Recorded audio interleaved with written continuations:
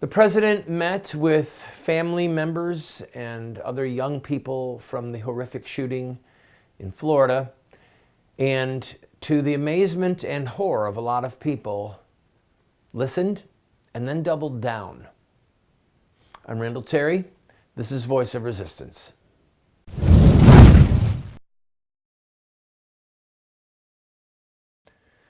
There are a lot of grieving parents and a lot of scared children and a lot of discussions going around. I was at a prayer meeting the other day, and one of the folks in the room talked about he did not know how he would react if he woke up to find out that his granddaughter had been killed going to school. And so I want to tread lightly as I discuss this with you, because while this program primarily exists to discuss all things political from a Christian perspective, in addition to the political issues that are going on here, there's human issues. These are people that are suffering. These are people that have lost children, and their lives will never be the same. The grief will never leave. The scars will never fully heal. And it's evil that they lost their babies. I mean, it's an unthinkable evil. And the best thing that could happen is for this boy to get to see a priest and to be executed as quickly as possible, preferably with a public execution, because that is what the wisdom of Almighty God recommended, no, ordered for murderers, public execution. But I digress, because that's not what I want to talk about today. God have mercy on those families. As you know, the president met with young people, adults at the White House, and especially young people, and kids saying, I just turned 18. I woke up to find out, or my best friend is gone. Why am I, as an 18-year-old, able to go in and buy an AR?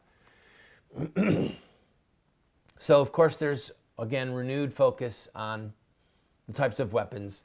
But I want to push past that, and I want to go to the president's tweet and have a reality check.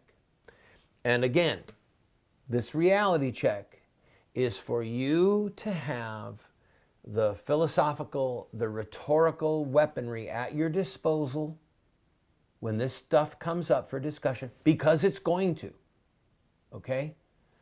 And hopefully to have a courage transplant so that you have the courage to say what you know to be true.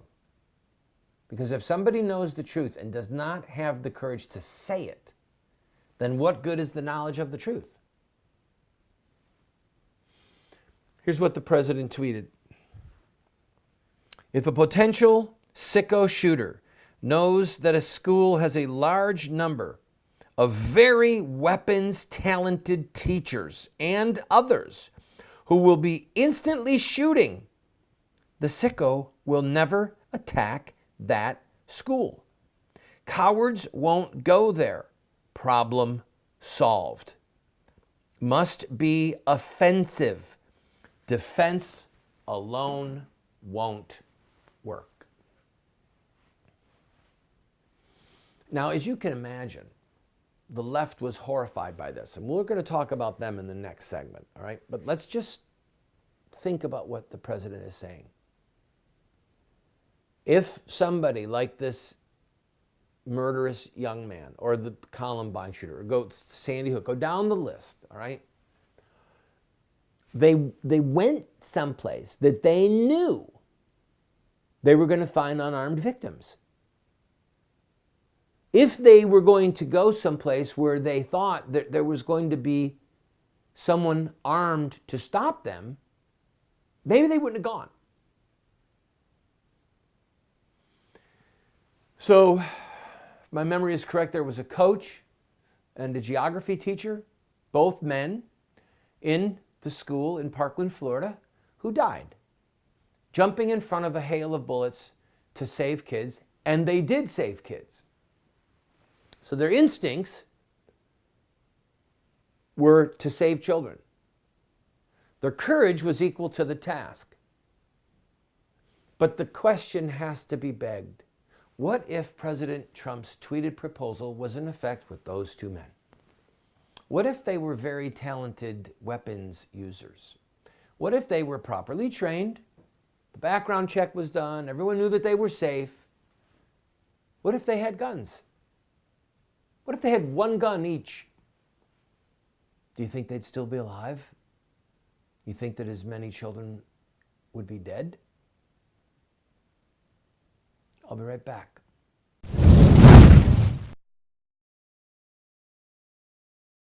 Today, many so-called Christian intellectuals believe that the God of evolution used billions of years of death and destruction to evolve the bodies of the first human beings. Then, they simply declare the theory of evolution as fact to justify their unproven scientific fallacies.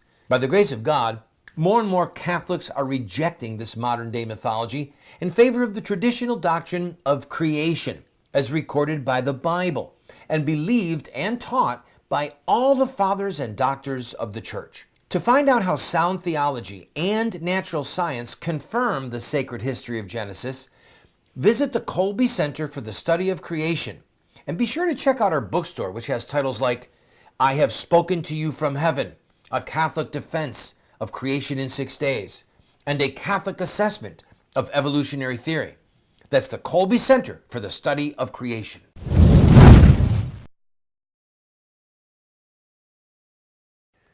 There are things in this world that we wish were different.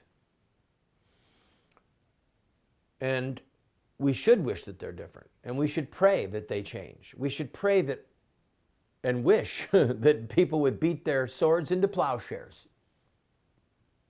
We should pray that evil people don't commit evil crimes. But the Bible, the Christian religion, is full of dealing with, ready? Reality.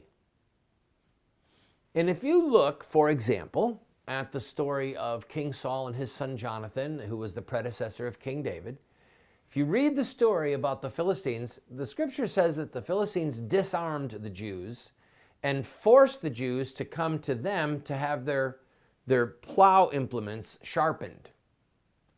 So when the Jews finally met in battle, the Philistines, only King Saul and his son Jonathan had guns. Had swords. Freudian slip. So we wish that it wasn't so that the Philistines were bad people. We wish that it wasn't so that the Philistines were oppressing the Jews, but they were. And for the Jews to be free from that tyranny, they needed weapons. Okay? So the reality is, I don't care what Wolf Blitzer or any info babe, as Rush calls them, any of these good-looking people on TV who talk and run their mouths, the issue, the bottom line is that criminals are going to get guns. What are you going to do? Take away their library card? If you pass a law that says you cannot have a weapon, you know what a criminal's going to do? He's going to, if you just picture him in a movie, spinning the barrel on his 38. Brrr. Oh, honey, they say I can't have you anymore. I won't give you up, don't worry. Criminals aren't going to surrender their guns. Criminals aren't going to say, you know, they just passed a law that if I don't pass a background check for my mental stability, that I can't have a gun. And I know that I'm crazy. So therefore I'm going to give up my gun. It's silly, it's offensive, it's so stupid that it's offensive. And what President Trump tweeted is so laced with common sense that to defy it shows a level of blind stupidity. All right? So the scriptures, as I mentioned, they're full. Jesus said to his disciples, he said, do you have a sword? If not, buy one. You know, in the liturgical religions of Christianity, Orthodoxy, Episcopalianism, Catholicism, you'll see the deacon wears his, I don't remember what those things are called. It's like a sash, but it's not. They wear them left to right. It was to identify them as a deacon, and some legends have it that it was to hide his sword, because the sword would go at an angle. The deacons carried swords to protect the bishops and the priests. Are you hearing me? Deacons in the ancient church carried weapons to defend the bishops and the priests in the early church. That was their practice. So if you have a teacher who's in the school, they've done the background check. I mean, when you think about the idiocy of some of these people, you can't give a gun to a teacher in the school. What if they're unstable? Why are they in the building already then? Why didn't you do the background check? I mean, you really going to put 30 kids in a room with somebody you're not sure they're stable? I mean, most murders are not committed with guns.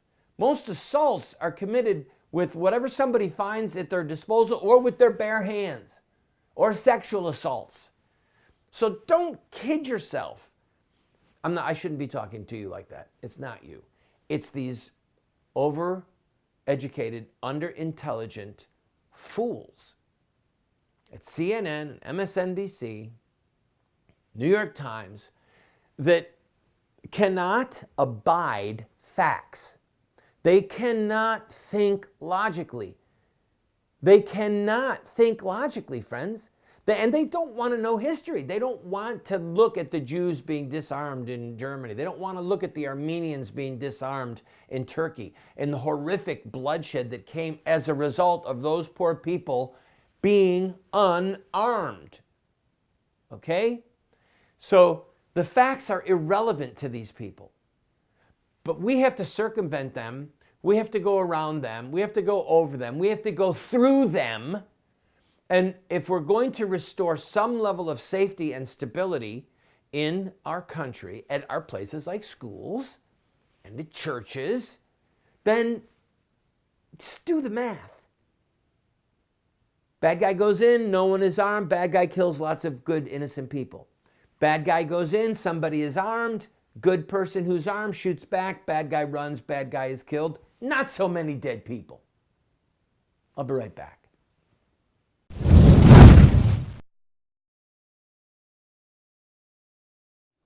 Have Muslim terrorists hijacked the peaceful religion of Islam?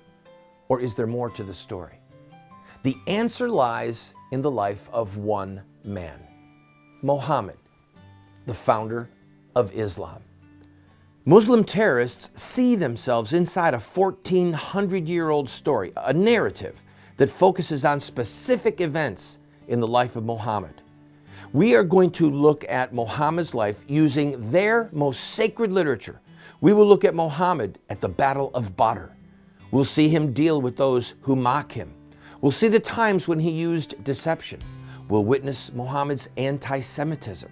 And yes, we will discuss Muhammad and his teachings concerning sex, slavery, and jihad. Friend, if you want to understand Islamic terrorism, get this series today.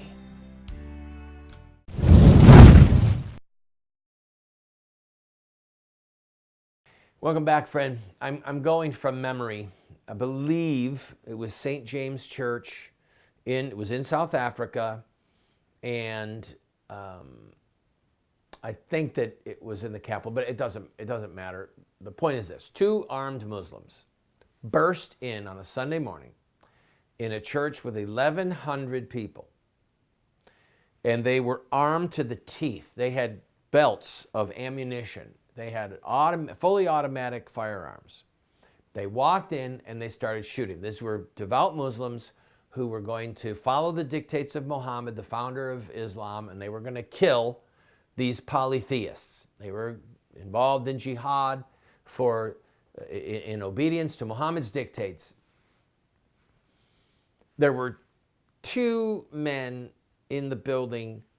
One of them was an off-duty cop, I believe retired military, had a .38 in his sock, okay? Had a pistol in his sock, 38, 5 rounds, if my memory is correct. And he returned fire and winged one of them. And they had killed 18 people. All right, so they came in and just started firing. Now, you can kill a lot of people really fast with a fully automatic weapon. So this man got down behind the pew and started to return fire. And the bad guys heard it. One of them got hit, and they both turned around and ran out of the building. Now, what would that story have ended like if he hadn't been armed? But I'm going to go a step further. I'm going to bet that it was against the law for him to have that firearm there. And this is where what I want to discuss in this segment too. Those of you who have school teacher friends and people who go to church, ponder this, go online, show them this one segment. America has, depending on what state you live in, there's a lot of areas where you just are not allowed to have a firearm in a school, or most areas of the country. Same with churches. Now, I have a friend who recently went to our pastor and said, look, do you have armed people in this church? Just asked flat out. And the priest said, I don't know. And he said, well, she said, well, he said, you need to have people in the building every single service that are armed. Every service. And they have to be trained to be watching who's coming in. Because Muslim terrorists could walk through the door and start shooting people in our church. And do you know for certain that there are people in every service that are armed? So the pastor was like, whoa, that's a good idea, but I better check with the hierarchy. I better check with the people over me. Of course, what do you think happened? The lawyers got involved. So another friend who is ex-military said, we love you, Pastor. We're not interested in what you have to say on this one if you don't just side with people need to be carrying. And so he got together a group of men who all of them were either ex-military or ex-cops or current cops, and said, okay, you take this service, I'll take that service. You take this service, I'll take that service. And they made sure that someone was in and to this day, in every service, someone is there who is carrying a pistol in their pocket. Every service. So what if that coach had his pistol in his pocket? Maybe it was against the rules for that teacher to carry a pistol in his pocket during school hours. Maybe some teachers need to consider putting life and safety ahead of certain rules. Certain rules are unjust. Certain rules are a bad idea. And that I will submit to you that if your church has a rule that no one can come in with a firearm, I humbly submit to you that that might be a rule that you would want to ignore.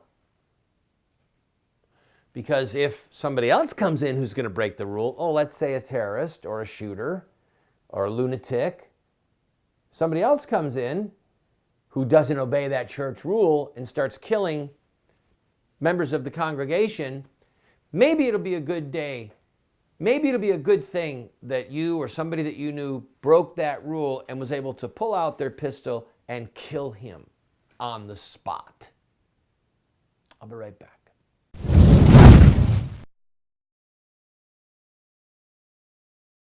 What Would Mohammed Do? Islamic Terrorism Explained is the best movie series documentary ever produced on the life of Muhammad and Islam. How do I know? Because it's what critics are saying. John Moore, radio host and author, said, I learned more from What Would Mohammed Do about Islam and Islamic terrorism than I've learned from everything I ever read and watched in my entire life. Best-selling author Dr. Bill Warner said, What Would Mohammed Do is the best movie series, TV production on the life of Muhammad and Islamic terrorism that has ever been produced. Friends, this is what the experts are saying. No one has ever done what we've done. I encourage you to get 1, 2, 4 copies. Call 304-289-3700. That's 304-289-3700, or order it at the address or the website that you see on the screen. Friend, we have a series that will help you and those you love to have an impact on this country. It's called Insurrecta Nex. That's Latin for revolution against the killing of innocent people. This is the history, the philosophy, and the theology of social revolution in America. We look at the Stamp Act, the Boston Tea Party, the abolition of slavery, the abolition of child labor, women's voting rights, the civil rights movement. All of them have this in common: courage, sacrifice, dedication, and in-your-face tactics and rhetoric. That's one of the reasons that we've been losing the culture wars the last 40 years, is because the bad guys are using these tactics and we aren't. We will send you this 14-part TV series along with these manuals for students, a teacher's facilitator guide for only $40. Go to 304-289-3700, 304-289-3700.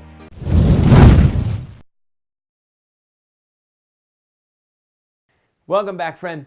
Let's take a moment and pick a little bit of fun, make fun of some of these people, the media elite who, and I don't know the numbers, I'm waiting for someone to give me the data, but I was listening to somebody else, I think it was Tucker Carlson last night on Fox, who said, these people who don't have children and are lecturing us on what's best for our children, they're laughable. Now, I don't know if Wolf Blitzer has kids. I want to know. I want to know how many of these people who are on TV don't have children. By the way, have you ever seen The Princess Bride? Of course you have. Well, did you know that the gal who played the beautiful maiden, that she left Hollywood, she stopped acting for a while? And to raise her kids. She stopped to raise her kids. And now she's the mother of Wonder Woman. Yes, that's what my wife told me. I hope that's correct. No? Gal Gadot is Israeli. All right, so I got some bad data here. All right, so anyway, the point remains that that woman had the integrity to say, I love acting, I love making money, but I love my kids more. And left Hollywood to raise her children. And now, evidently, she's coming back into acting as an older woman. So these people, this was a very big rabbit trail to point out that there are these people who are telling us what's best for our kids. They don't have kids. I was talking to somebody on our team the other day who said, when you have a kid, it changes your life. It changes your life. Your priorities completely switch. Completely, totally, utterly switch. I know that drill. I have 7 kids, all right? And it really does change who you are and how you behave and what decisions you make and what are your priorities and what you think about self-defense, what you think about security, what you think about safety completely changes when you have children. So some of these elite, undereducated, foolish, ignorant people, they're ignorant. Some of them are telling us what our kids need in school. They don't have kids, and they don't have kids in public schools. When I hear President Obama, thank God he's gone from office, when I hear him talk about safety in schools, I want to laugh. His daughters went to school with Secret Service agents that were armed to the teeth. His daughters went to private schools with massive security. Okay? Hillary, with all of her carping and harping and hypocrisy concerning guns, travels with a heavily armed entourage of people trained to shoot and to take shots for her. Heaven help us. Anyway, very long rabbit trail to say, those of us who have children, those of us who have kids in public schools, those of us who have kids in private schools, those of us who go to church, we're the ones who should be deciding what happens in our schools and in our churches not these people in the ivory tower down at Rockefeller Center or in the CNN newsroom in Washington, D.C. Thank you very much. I'll talk to you soon.